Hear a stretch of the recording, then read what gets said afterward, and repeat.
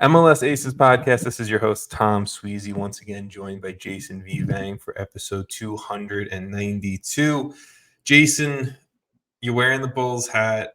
I mean, it's not relevant right now because it's Jalen Brunson season. I need you to know that. But hey, that's fair. That's how fair. are you? Good for you. At least you're rooting for a team that's decent. I mean, us over here, we don't have any of those. Chicago's struggling a little bit, but it's fine. It's fine in all sports. This isn't struggling, man. We're not going there. I said it I said it last week. We're done. We're done until they have something to talk about. Yes, I'm not gonna hammer home the fire suck joke every single start to an episode. It's getting old for myself, so I'm sure it's getting old for you and everyone else. But what is it, a decade plus? We're fine. Let's just hammer home the good things about MLS. With exactly, Messi right? is fucking crazy. So, and we do have a lot to talk about, so I'm gonna move us straight into the topics of today. And I think let's start with the biggest piece of news action that we want to talk about from the last week. That's a CONCACAF Champions Cup update. The Columbus Crew, they did the damn thing. We're right again. I congratulated them once again to end the last episode, so I think we might have to keep that up. Even more dominant fashion this time. Exactly. Right? So let me just kind of throw it out here, and then let's talk about it. But the Crew head down to Monterrey and hand them a 3-1 loss. 11 minutes into the game, there's an ugly moment from Columbus when Shaburko, the Ukrainian center back, who came in last year and he's been really good to start 2024. Kind of a misplay, and the ball ends up in the back of the net, sending Columbus down 1-0 early. Monterrey have their own mistake just before the half, and Aiden Morris kind of jumps on it, getting a goal for himself. 1-1 at the half. Shortly after the half, Alexandru Matan subs on, makes an instant impact. Great pass to Diego Rossi to send the Crew up 2-0. And then the Crew, they kind of have their 89th minute goal from Jason Russell-Rowe off a fast break. And Russell-Rowe really was inserted to just give a spark of energy because Cucho in that attack was exhausted by the end of it. And I mean, look, he shined in his few minutes of opportunity there. The Crew held a ton of possession, played really strong defensively. I'm screaming Ole at every single pass that's connected. And I was having a great time watching the game. So for Crew fans, I'm sure you guys are having a great time still right now. And the Columbus Crew are on to the 2024 CONCACAF Champions Cup final against Pachuca in about 3 weeks on June 1st. I mean, that performance is historic. That performance is unbelievable. When you watch the game, Jason, when you went back and you're checking out stuff around the game, I mean, kind of what stands out to you? I think the same things that I said going into this game, and it's the commitment to their style and the way they want to play that we've seen for now a year and a half, I guess, under Nancy. And it's just that the players are committed. They come in, like you said, Jason Russell-Rowe subbed on as, a late sub and immediately plays like it's a tie game or they're losing. Like it's a team that isn't content with like just being a good team, right? Yeah. They want to be a great team.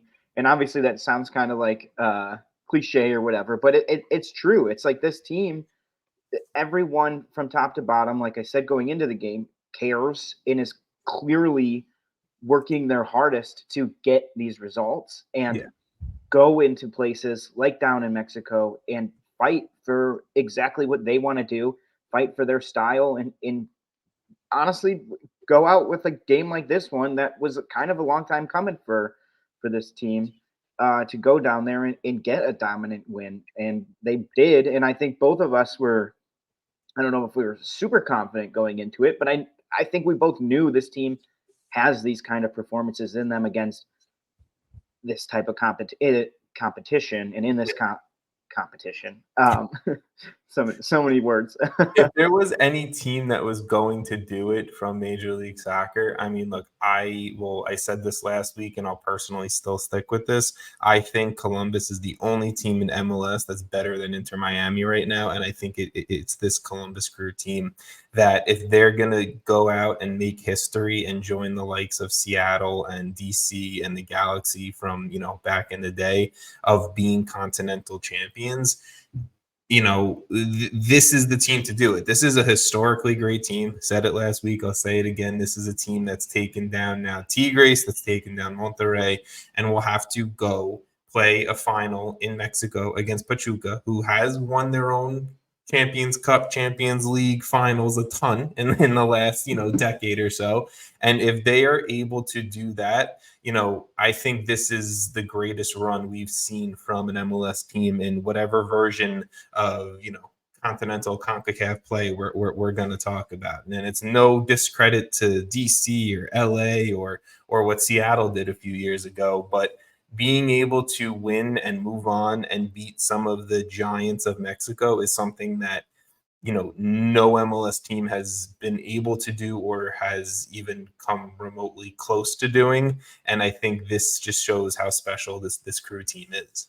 I think too, it's like the way they're getting these results. It's not like it's like a ball went their way and they got lucky. It's not like it's a squeaky win. I guess, against Tigres, that was kind of like a squeaky win, but still, like in that game, when you actually watch it, Columbus went at Tigres. This isn't a team that's just going for like let's try and get lucky down there. It's let's go and dominate. Let's go and play the best we can. And they're going to have to go back down there. And I think, like you said, we'll talk about it, but I think this team is just built different. 100%. I'm not going to go on another 20-minute, positive. I was about to say something a little bit dirtier. Positive praise session for the Columbus Crew to start an episode off. We've done that the last literally 2, 3, 4 weeks of this. We talk about the news, man, and they're the biggest news, right? Like 100%. Miami. If you don't want to hear us talk about Miami, I'm sorry, man. Stop Miami from scoring 6 goals a game. I just don't want to repeat ourselves too much, but at the end of the day, I think, there's only so much you can say about this Columbus team that I think we've all touched on many times. Exactly. The fight on this team, the talent on this team, the coaching, the front office down to the homegrowns, this team is fantastic. And when we get closer to that CONCACAF Champions Cup final on June 1st, that week leading up to it, Jason and I will do a much more detailed breakdown, looking at Pachuca, looking at the Crew, and obviously, giving our picks then. So I'm not going to congratulate the Crew on anything yet, but, I think that the Crew have proven that they are fully capable of doing the damn thing. And, in a few weeks, hopefully they do.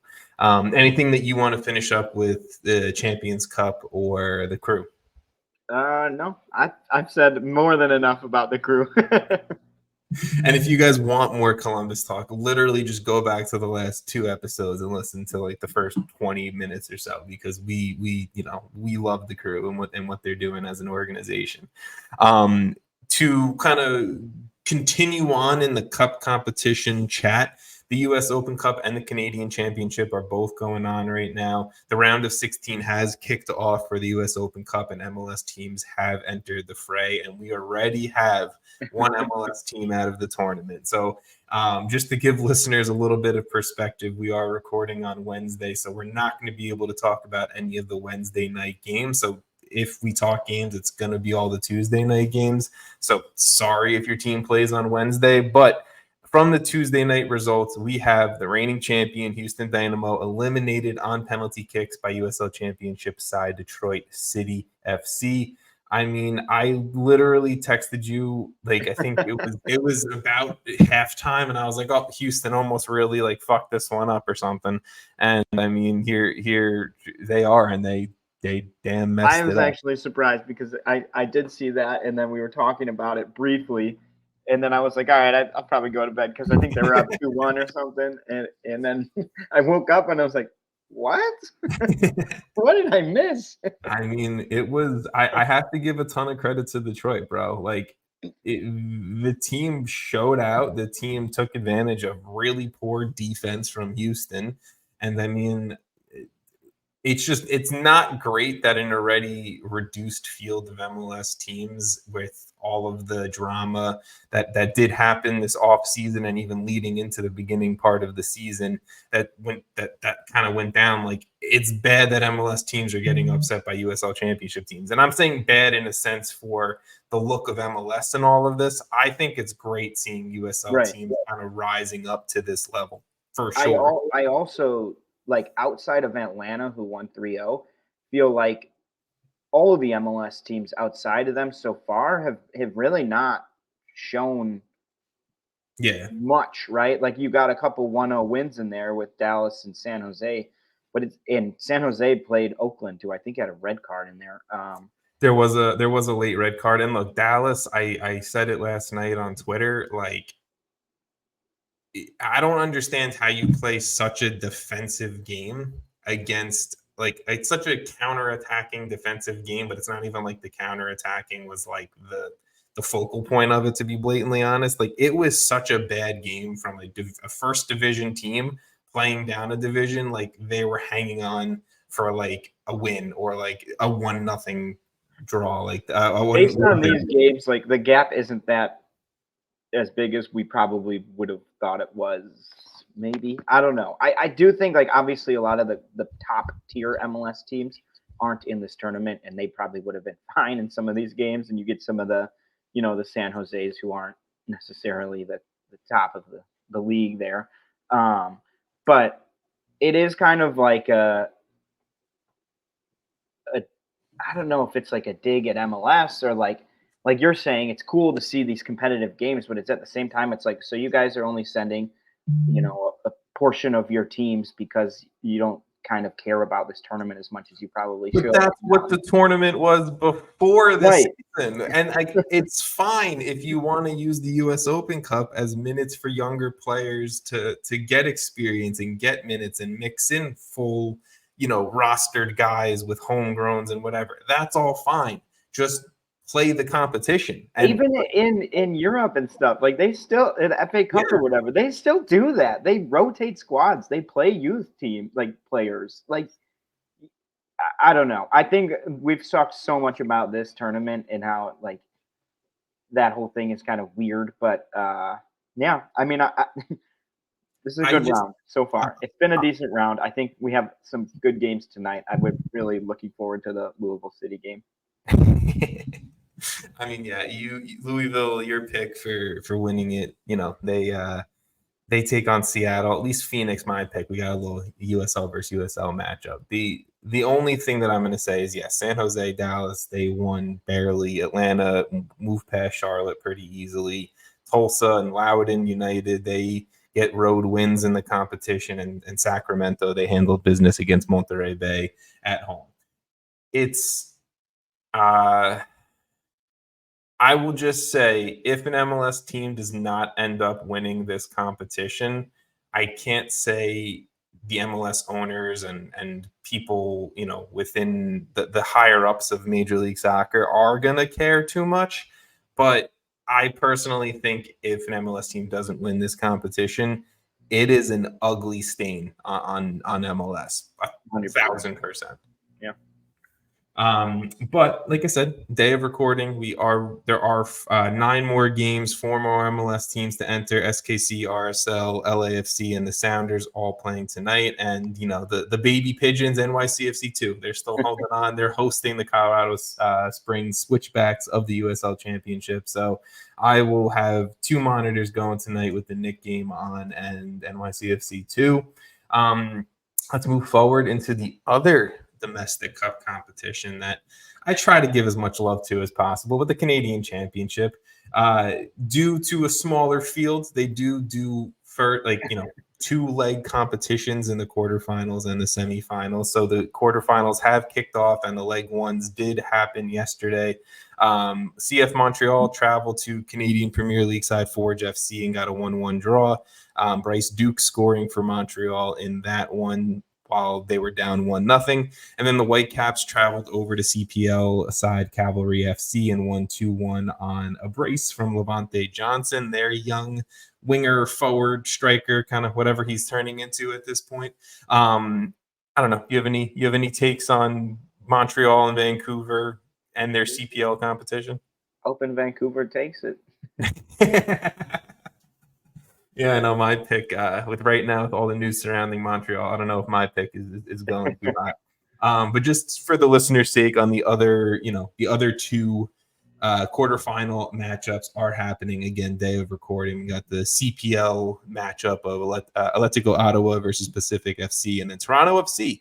They go over to Quebec to take on the last non-professional side in the competition, who I think it's CS Saint Laurent, who they upset a CPL side. So good for them. Always like seeing the non-professional story in all of it. All right, let's dive into the big shit. Let's dive into Major League Soccer, and I think give a little bit more love to the MLS field that we haven't really given a ton of love to because we've been getting sidetracked, I think, the last few episodes. I want to start off with FC Cincinnati because, one, they did pick up a 1-0 win this past weekend over Orlando City. There was a red card on each side. Lucho Acosta scored a great goal in the first minute, but that was really it. 1-0 on the road. I mean, good for Cincy for getting points. Orlando going down a spiral of the toilet this season. But FC Cincinnati DP striker Aaron Boupendza is going to be out for a few weeks with a broken jaw. There was an alleged incident outside of a bar where the alleged assailant of who hit Aaron Boupendza is a he is a professional boxer, Quayshawn Toller, and this is all reported by The Athletic and Tom Bogert. I mean, I don't know if I'd consider things going good right now in Cincinnati, but on the field they're winning. It's just off the field, Aaron Boupendza continues to be an issue. Yeah, I think that anyone who's going to somewhat pick a fight, like we don't really know the whole story about it, obviously, but it's all alleged, you know. Right, but pretty good sources here. But yeah, that's not great. That's not a good look. I think that's problematic. I think good for FC Cincinnati for continuing to win around all this because that's not easy to do. And they're sitting in second right now to the absolute force that Miami is. One of the games I think to watch this weekend is Columbus versus Cincinnati because a big competition, obviously. Columbus can probably look towards that as they have a little bit of a break here after, for Champions Cup. But yeah, Cincinnati, they're still such a good team. Like even in these games that are choppy or not the best, like they still are pulling out results again. So they're just like one of those machines at this point, and they're really good. They're built off last year with that core that we talked about going into the season, and that they're kind of filling in the edges around that. Well, but this is definitely like something to keep an eye on because the longer it goes and the more if he's out for a long period of time, could become an issue and could become are they filling this in the summer, this hole? I mean, is it bad that I'm kind of getting like Emmanuel Reynoso vibes from Aaron Boupendza? No, I honestly feel the same way. It's like, yes, he's a talent. Yes, he's scored some big goals, but sometimes you gotta cut it off. And look, I know some people in the Cincinnati world, and I think that Pat Noonan, Chris Albright, and this front office was very much aware that it was a gamble to bring in a guy like Boupendza, who does have a little bit of a past history of being an off-the-field issue.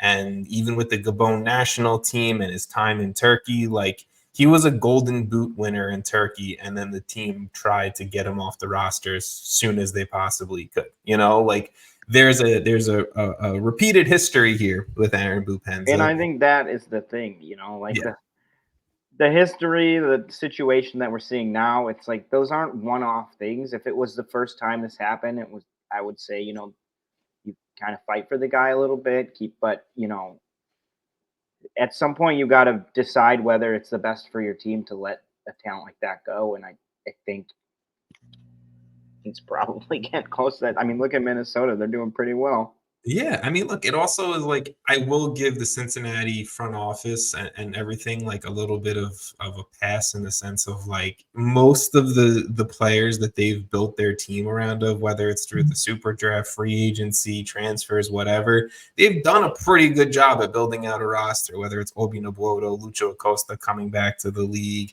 Roman Celentano in the draft, or anything like that, right? It's just, I think, they tried bringing in a DP level striker with the issues and the timeline that was going on with Brenner and Brandon Vasquez wanting a new contract. And, now they have Corey Baird and Kevin Kelsey on loan from Shakhtar Donetsk. And, I hope Kelsey can kind of be, a next level young striker that can score a little bit for them, but we'll see what happens. It wouldn't surprise me if Boupendza's maybe gone this summer. That's if a team really wants to, pick him up and pick up, the off the field stuff that comes with them, and obviously someone with a broken jaw. But I guess Cincinnati will figure that out. I have confidence in them. I also think that Cincinnati as a club is in a far different position than they were in a couple years ago. Like the way this team plays on the field, the way they've got their system in place, their Pat Noonan, just everything top to bottom in the club just is much more structured and much better, where they can deal with something like this and probably not have as much stress over like who can we get to fit in there. I think they're going to be in a better position to potentially deal with this. I think they'll be fine in the long term. I will just say the one thing that personally I think all MLS teams can't miss on, and I don't care if you're Miami down to the worst team in the league, right? DP spots are a rare commodity. You can't trade for them. You only get 3, and you really have to hit a home run on what should be your top 3 players. If you're going to win a trophy, your DPs have to be there and performing.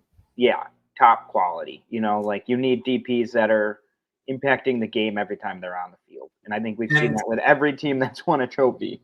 Exactly. And Cincinnati have 2 of their 3 DPs at a high level. Obi Nwodo, Lucho Acosta, ballers, right? Consistent, always showing up. Yeah.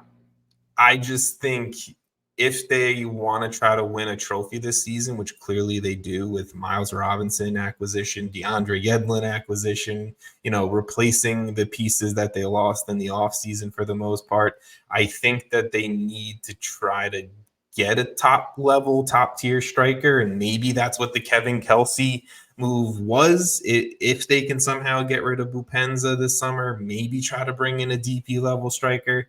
I do think Cincinnati has some work to do, even though I still think they're at the top tier of the Eastern Conference. But I think without that striker, and if Kelsey turns into that, that's awesome. But without that striker, I don't know if I can pick them to win a trophy in 2024. I also think at the very least, like if your DP is just having a bad run of form, it's one thing. But if he's just not even able to be on the field, it's a completely other thing. Right. Yes. Like it's a whole nother situation here. That's like you have a DP that's taking up a roster spot in one of the most important spots on the team that has off-field issues that are now going to make him miss a month of games or whatever. Yeah. So, I mean, I agree. And I would even say, even though I guess technically you can hold an injury against someone, injuries are different from this. Like if it was just like, he's an injury prone player. Yeah, it's an injury from a bar fight or a club fight. An alleged bar fight. But at the same time, though, their defense is so good that they're going to be in these games. 100%. And I think if you can get Lucho to get a goal or 2 and an assist or 2 every game, you're probably winning most of your games. So we're saying Cincinnati is Nashville SC. Just rely on one player and defensively hold up the rest of the team. That's an interesting comparison. I don't think it's necessarily fair to Cincinnati, but it's not like they're I don't know. That's going to make some Cincinnati fans pretty upset. I don't think that they're similar. I just have to take my shots where I can. But let's move away from Cincinnati. Let's go back to Montreal quickly. So CF Montreal and Chief Soccer Officer Olivier Renard have parted ways In the summer, so just to kind of give a little context here, in the summer of 2019, Renard joined Montreal as their sporting director. And then in the summer of 2022, he was promoted to vice president and chief sporting director. It was reported by Tom Bogert earlier today that there has been some friction between Renard and owner Joey Saputo for a while now. CF Montreal this past weekend lost 4-1 to that Nashville SC side. Shout out Sam Surridge for his first career hat trick, I'm pretty sure. And then, like I mentioned before, drew to a Canadian Premier League side 1-1 in the Canadian Championship. I'm pretty sure I saw a report out there as well that someone asked Bryce Duke, because the Montreal game happened before this news started leaking out. And someone asked Bryce Duke, were you aware of all of the, drama and all the news that's been going on before this game started? And Bryce Duke literally said, no comment. So I can't sit here and say I think things are going well in the Montreal front office. And I mean, look, it's nothing new personally that I can sit here and say, I'm shocked about. Joey Saputo does have a reputation around Montreal and around Major League Soccer of being someone that doesn't get along with his front office staff and his front office workers. And whether whether that reputation is true or not, it's out there. And clearly there was something that was happening between Renard and Saputo, and whatever that is, it's only going to continue to lead to just the mid-tier what CF Montreal has turned into, where, okay, maybe it's a good year and a half, but then we're going to trade away our young, talented head coach and go 2 years later and get one of the worst decisions probably ever. Literally. But it's Montreal, they don't spend a ton of cash. Yeah, they did the Drogba thing a few years ago, and yeah, they brought in Victor Wanyama. And I mean, has he? I know he's literally played, but has he ever played in the last 18 months? It's I just don't think things in Montreal are going well. And I'm not just blaming an owner. I'm not just blaming a front office person. I think there's many different relationships and aspects and pieces going on here. But as long as these tensions continue to happen throughout the front office, which they have been for years, allegedly, I don't think Montreal takes that step forward into what they really could be and what they've shown glimpses of on and off the field. Development-wise, performance-wise, winning games, all that stuff. Yeah, I mean, they've had good seasons, and like you said, with losing Nancy, that's a brutal blow. The way it happened is what are you guys doing? But just to sign the literal second-team coach under him that played the same exact system a few years later. I just think this whole front office doesn't seem necessarily super into it. Almost it's like they're content with just being there, and this is obviously another season where they're not getting a ton of results, and I do think this team isn't as bad as the results have shown. I don't 20 goals conceded is worst in the conference, and that's with a couple teams in that conference that are really not good teams. And to be fair, they do have a long laundry list of injuries piling up, but still, as well as the fact that the Fire should have never beaten them. But I think it's hard for me to talk about them in a negative way, because it's my front office and team is definitely not better. But at least there's change, and I don't think you're saying the owner, if he's kind of divisive and going to continue to be divisive in that front office, and who's to say that this doesn't just come back with the next guy, or what doesn't. I think there's a little bit of a concern there with an owner that sometimes could be too hands-on or a little bit too aggressive, and just not let the people who are best at what they're supposed to do be best at what they're supposed to do. And I think that's a little bit of a long-term concern. I probably shouldn't say on mic what I was about to say. Just all I'll reference is, how about them Cowboys? It's an interesting I think situation going on up in what is a great soccer city in North America, and I think what should be probably a more desired location for free agents and players and everything like that. Trust the people you hire. That's like, as an owner, just trust the people you're hiring to do their job, and yeah, don't. I will also add, this is all after last episode we talked about how, they're pretty much, I'd say, their best player right now, Matthew Choinière, requested a trade from the club, leading into a transfer window. So there's definitely a little bit of unrest over there. So. For sure. Things not going great up in Montreal, but let's go to a city where things are going very well. That is down in South Beach. So, like you said, Jason, get over it if you're hearing about Miami, because Miami is doing big things. But Lionel Messi does it again, but even better in every single week. It just seems like it's getting better and better. But Inter Miami take down the New York Red Bulls 6-2 at home, and Messi's he factored into all 6 Miami goals, 1 goal and 5 assists. Messi now has the most assists in an MLS game with his 5, and is tied for most goal contributions in a game. I got this from Extra Time, so I'm not going to take credit here, but tied with Ante Razov of the Chicago Fire for most goal contributions in a game. I think he had 2 and 4, if I remember correctly. But the thing that I want to ask you here, Jason, in less than 700 MLS minutes, I'm not counting anything with CONCACAF Champions Cup, but in less than 700 MLS minutes, Messi now has 10 goals and 12 assists. He's leading the assist title in MLS. He's tied for the top of the Golden Boot charts with his teammate Luis Suarez on the other side. That's just because he's so good at assisting. I mean, literally 5 assists. 3 of them were to Suarez. Yeah. Do you think that, 1, Messi can keep this up, and 2, we are going to see the best kind of individual performance season in MLS history in 2024? Can Messi keep it up? Yes, we've seen him do it his whole career, for sure. I mean, I think the only thing that'll stop either of those things from happening, whether that is an injury, and I think that's definitely a concern with age and with kind of the what is his hamstring that's been kind of bothering him from time to time. And that's like not something that necessarily like completely goes away. I mean, I think it does eventually, but like not when you're playing every week. But yeah, I mean, I think he can keep this up if he's playing, and I think we will see probably the best statistical season if he does keep this up, right?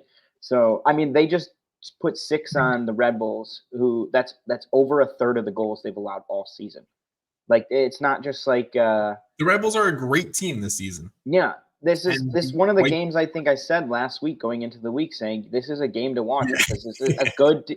And it was a blowout, and I couldn't have predicted that. And I thought, the Red Bulls are a solid team. It was 1-1, I feel like, for a while, and then you look up and it's 6-1. Or they did also beat Miami earlier on in the season too. Yes, it was in New Jersey, and yes, Messi wasn't playing, but you would think maybe something with the way Sandro Schwartz is running the team maybe has the key to unlocking the Miami Rubik's Cube. Like, I don't know, but to your point, they already have 32 goals scored. Bro, that's Messi, 11 more than the Galaxy in second. I really want people listening to this to just like actually think about these numbers. I'm not just saying numbers into a mic right now. He has 22 goal contributions in 675 minutes. It's insane. Games are 90 minutes long.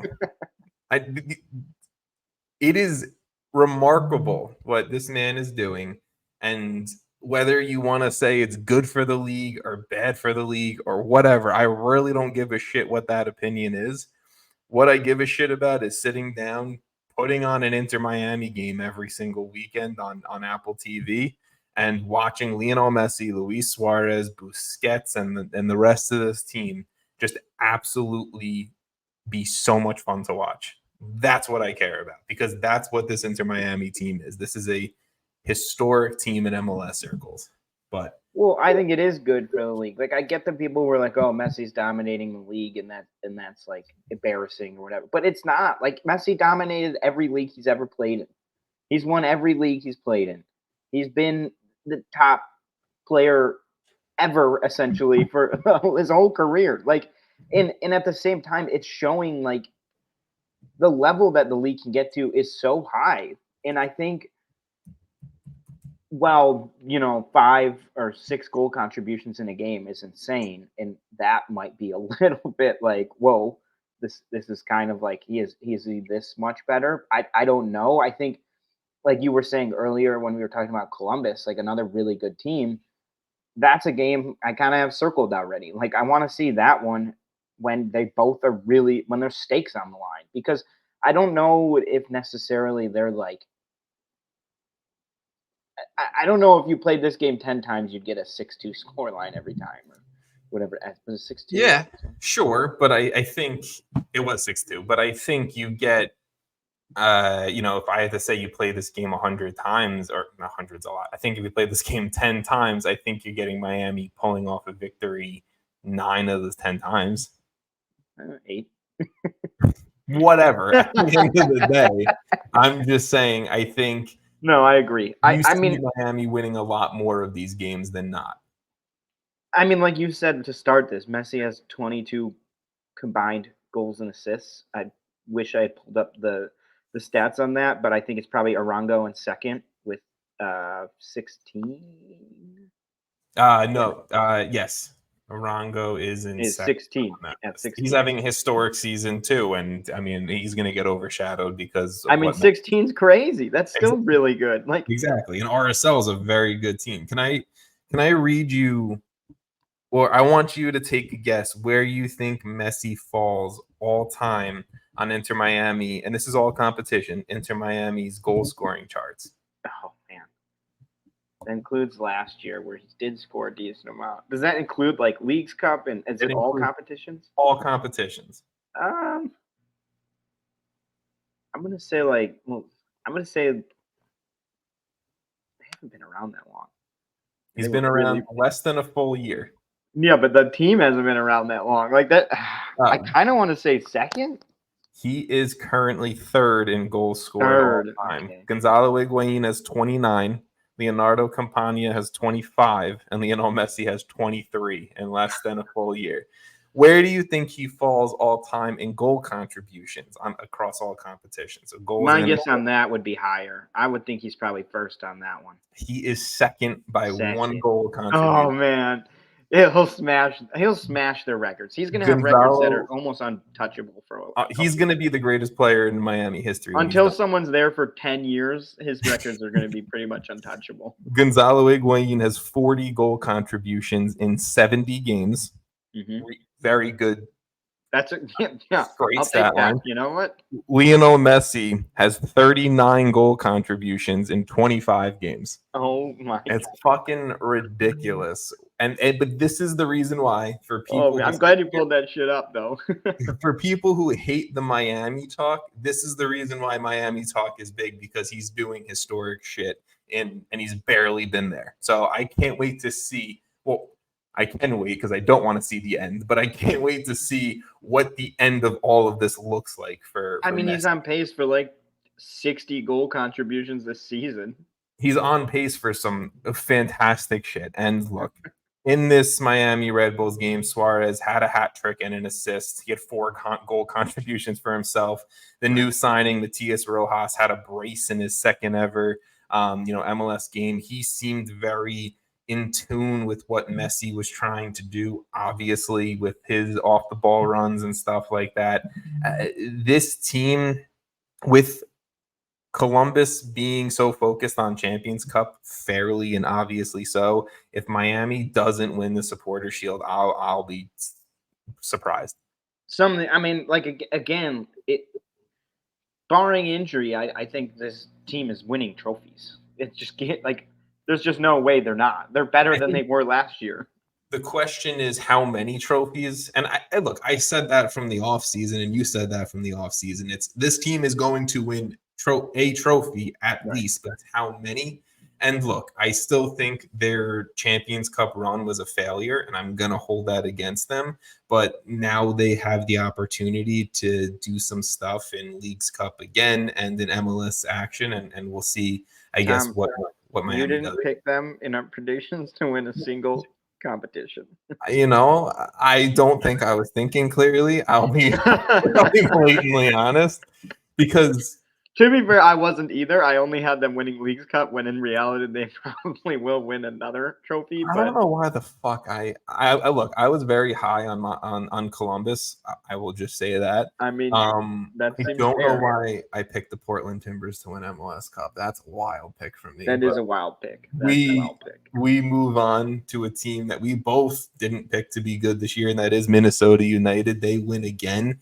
This time a 2-1 win on the road versus Atlanta United. And I mean, I think if we're going to praise Lionel Messi and Wilfried Nancy and the Columbus Crew and all of these people that we praise almost weekly at this point, we have to give praise to Eric Ramsey. To be fair, we have been praising him a decent amount so far. Yes, I'm just saying we have to continue to praise Eric Ramsey because he is off to such a strong start with what I'll say isn't the best team situation right now with what we've talked about. It was either last week or 2 weeks ago with what's going on with Emmanuel Reynoso.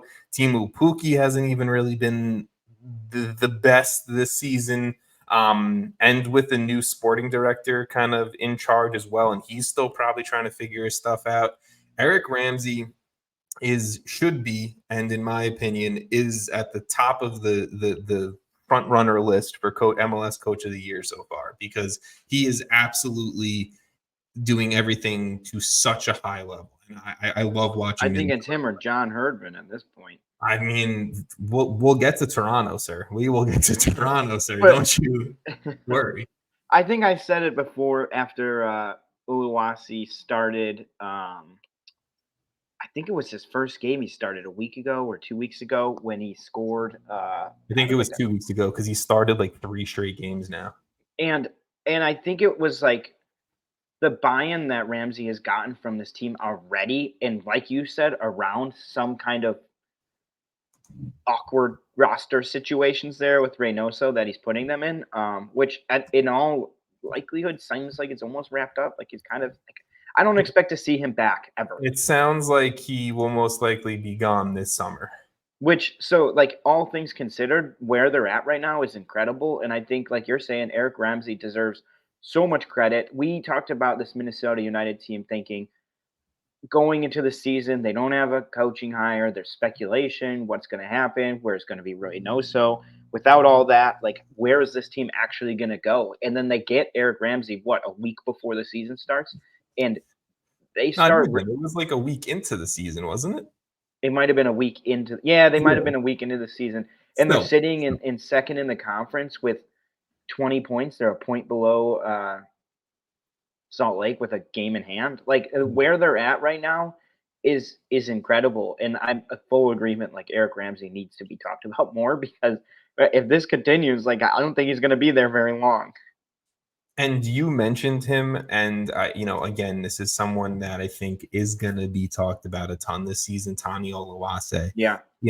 He has clearly come in and impressed Erica Ramsey enough to earn a starting role, at least for the last month or so, over Teemu Pukki, who is a DP on this roster. To everything we just talked about not too long ago about DPs being such an invaluable piece on a roster. Oluwase has 5 goals and 2 assists in 10 games this year, a little under 400 minutes. Like, not that, you can't compare anything to Lionel Messi level, but that is a very good, very strong stat line. He's from 23. A 23-year-old striker who's never consistently, if ever, played in MLS before this year.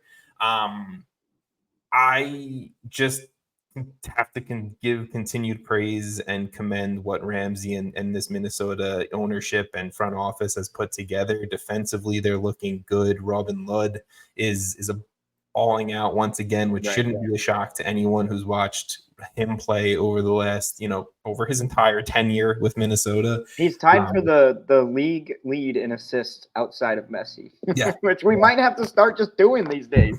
So Messi's won it, but who else is tied there? I mean, look, Robin Ludd he's playing out on the wing. He's playing in a lower midfield block. He's playing as a 10. He's playing everywhere, and he is the deserved DP where Emmanuel Reynoso clearly isn't at this point for this team.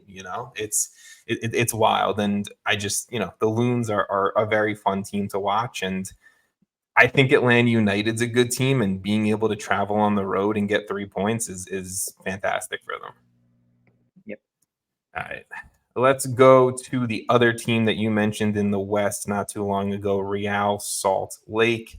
They are currently your Western Conference leaders, and if we're going to talk about a team with a star that's scoring goals and playing at such a high level, it is RSL and Chicho Arango, right? He scored the lone goal in the 1-0 win over Sporting Kansas City this past weekend, and that was his 9th of the season, sitting just behind Messi and Suarez in that chart. And we said it before, and I'll just say it again for the purpose of this RSL conversation of Chicho Arango is having a historic season in Salt Lake City, and that needs to be talked about and represented. And he probably should be, the best 11 striker so far through, whatever it is, a little through third of this MLS season. But overall, this RSL team is so impressive to me, and defensively they're strong, and I love what Pablo Mastroeni has done the last few years, but this year something just feels extra special and extra different. I don't know. Is there anything that stands out to you about the RSL team? I mean, I think you nailed it with Arango having that season he's having so far, which is incredible. Like, if Messi wasn't in the league, we would be talking about it a lot more probably. And I think regardless should be talking about it more because it has been awesome to see. But I do think, like, also that defense is so good. Like, Justin Glad, Brian Vera, like these guys are tied for the league lead in goals allowed right now with Columbus and Cincinnati, which is kind of funny. So, like, this isn't really like a fluke. Like, you are getting an amazing season from Arango, which is great, and you're scoring a lot of goals, and you're getting solid defensive play, which is there are teams at the top of these standings right now that do not have nearly as good of defenses as RSL. So, yeah, I mean, look, the front office, I think, found a hidden gem in Catranis out at left back. And I think he's, I've talked about him before on this podcast, but I think he's adjusting well. Zach McMath is having one of his best years that I think we've seen. And, between the trio of Brian Ojeda, Emeka Anelli, and Nelson Palacio and kind of that midfield, I mean, it just seems like at every level, everyone is playing to such a level that we haven't either seen from them before or we haven't seen from them in a while. And to me, it's like, what happens when this team gets a fully healthy, fully like ready Diego Luna? Because once he's back to what we saw, flashes of what we saw for a majority of him with RSL last season, I think RSL might be the best team in the Western Conference. Yeah, and I think it's sustainable because of how well they're playing top to bottom and how well, if Arango tails off, like you're saying, maybe Luna comes in and is healthy by then and starts picking it up and benefiting or taking a little bit of the weight off Arango's shoulders. But you also have a defense that's playing to the point where it's like they're making it easy on their offensive players to go out there and do what they need to do and have confidence behind them that they aren't going to concede 4 goals, like, I don't know how much we'll talk about the Galaxy, but I think it's a team that is almost comparable in a way that I don't have as much confidence because of how much they're allowing goals. And I've said it on a couple podcasts now, and they're up to 17 goals allowed, which is a lot of goals allowed. And it's like at some point, outscoring your opponent is not necessarily the best sustainable practice. Yes. Like a defense is really necessary, and I think we're seeing that with RSL as they continue to just like rattle off wins. For sure. And look, I don't think we're going to talk much Galaxy. I will just say shout out Jalen Neal is back healthy. Maybe, a teenage, I think he's still a teenager, but whatever. A very young defender can maybe add a little bit of spark or life to that back line. But Jason, to wrap up the episode with the last topic, I'm going to give you the pick. Do we want to talk Colorado Rapids? Do we want to talk Toronto FC? Or do we want to talk Marco Reus? You pick. I think we want to talk Colorado because I personally feel like we started off the season on a bad note with Colorado, and they've kind of sneakily continued to get some wins here and rise up the standings, and they're in almost a home playoff spot at this point. So I do think we should start with them. No, I mean, look, I completely agree. Rapids with the 2-0 win on the road across the country at NYCFC this past weekend. Rafael Navajo scoring again, and kind of, I think there was plenty of jokes of how bad of a DP striker he was, and he's really having a nice bounce back year. And look, some of his goals have been PKs, but sometimes that takes a little bit of confidence boost. And Cole Bassett, speaking of a confidence boost, is back in MLS, and he's playing at that high level we saw Cole Bassett playing at before he got the move to Europe initially. He had a goal and an assist in this one. But I think personally, we talked Ramsey, we talked John Herdman, Chris Armas. I don't know if he's gonna get the consideration for Coach of the Year status, but he has a lot of these guys playing to such a different level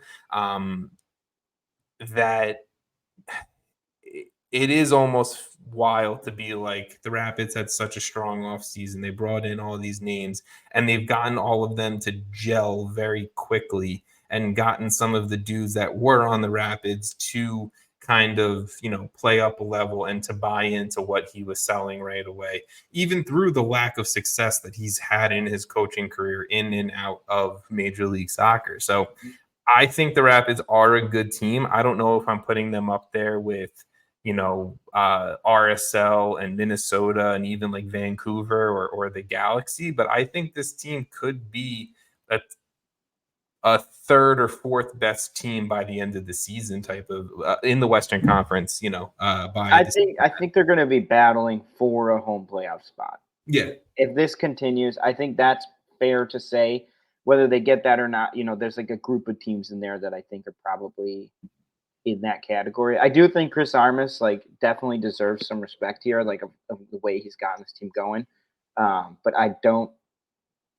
Maybe he should be shortlisted for the award if you were going to give him the mid-season award. But yeah. I do think what John Herdman and Eric Ramsey, right?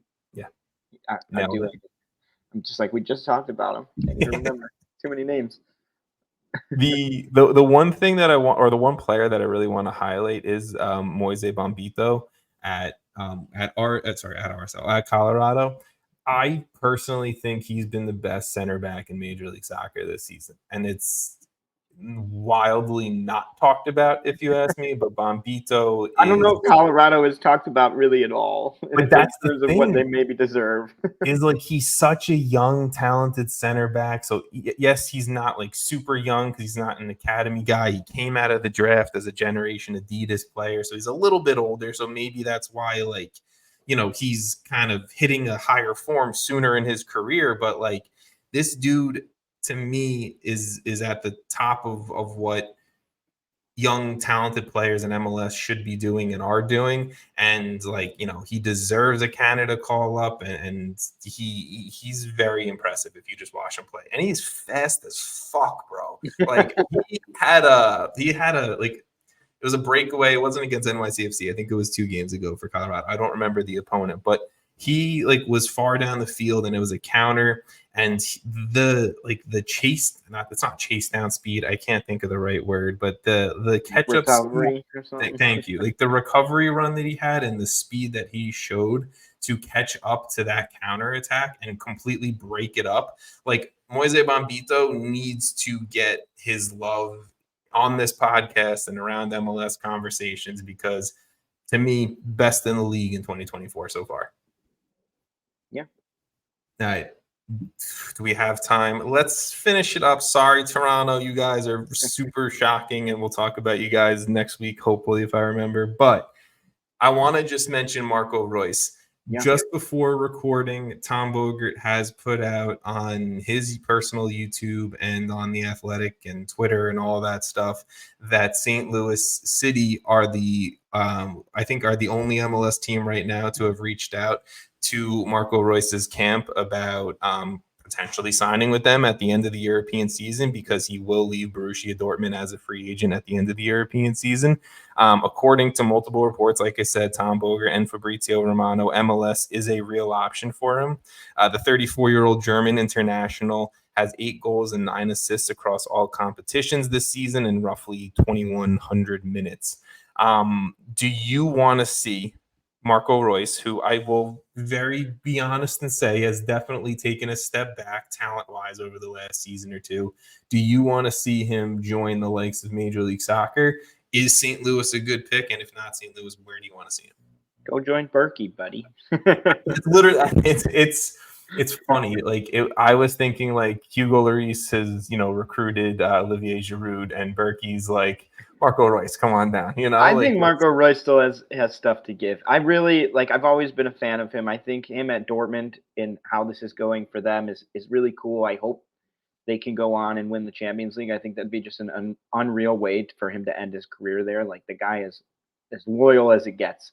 An absolute legend of that club. And if he's going to leave, I think that's a good place for him to go. I don't think he's done. I don't think he's ready to be retired. And I do think my only concern about St. Louis, from what you're saying of I don't think he's done. I don't think he's ready to retire or is at a point where he should retire, because I still think he's got games left. But the connection to St. Louis concerns me only with the pressing style of St. Louis. The one thing I will say is Reus isn't moving like Marco Reus used to move. No, he's not going to come in the league and pull Messi numbers, right? And I don't think anyone would expect it, but I don't think he's going to come in the league and be. I'm trying to think of someone like Pirlo. He wasn't if you sign him if you sign him as a DP, which I would think you would have to, and you would have to. St. Louis, let's just say, if we're talking specifically, would have to buy down one of their 3 current DPs. If you sign him as a DP, you are going to expect him to perform as a DP, right, and put out numbers. And yeah, you're right. Yeah. So I don't know. Maybe there's a team out there that probably could use him. I think so. My brain initially went to Orlando in the sense of, I think if the biggest thing missing for Orlando is a creative piece in that midfield, and clearly Martin Ojeda and Facundo Torres aren't that piece. And I know they already have an aging number 10 in Nico Ladero there, but yeah, that's negates that move. If you can somehow buy down a DP contract of Ojeda, Torres, or Luis Muriel, and you could, get Marco Reus as a DP 10, I think having him and Ladero kind of just be like a rotational 10 piece, I don't hate, but I would take him in Chicago. You already have a DP10, bro. Don't worry. Yeah, it's going really well. Well, I do think that there are plenty of teams that could be interesting to go get him. I think Houston would be one that I would actually like to see. I think they have realistically DPs you could buy down, and kind of having him play with Hector Herrera. Maybe that's not a lot of legs moving in that midfield. Not a great pick, but I'd like to potentially see a fit there. But look, there are a lot of interesting pieces and a lot of interesting teams that I think Marco Reus could come to. And personally, I do hope, he takes the MLS route over Turkey or anywhere else that I think he has some reported interest from. Jason, anything you want to say to end the episode? I want people to watch LA Galaxy versus RSL this weekend. I think there's some good games. There's Hell is Real this weekend, and there's Portland versus Seattle. But I think LA Galaxy versus RSL is going to be potentially a lot of goals. I will say that every game that Jason has told people to watch this season, 6 goals have been scored. 8 goals have been scored. So, could see it again. I'm going to say, just for the pure fun of it, watch Montreal, Miami, because Montreal seems to be in a little bit of a death spiral from the top down. That's just cruel, man. That's just Miami just scored 6, and if Messi's playing, I think Messi's going for 8 goal contributions. So that's what I'm saying. So watch it, enjoy it. I hope you enjoyed this episode of the MLS Aces Podcast, and we'll catch up with you guys next week.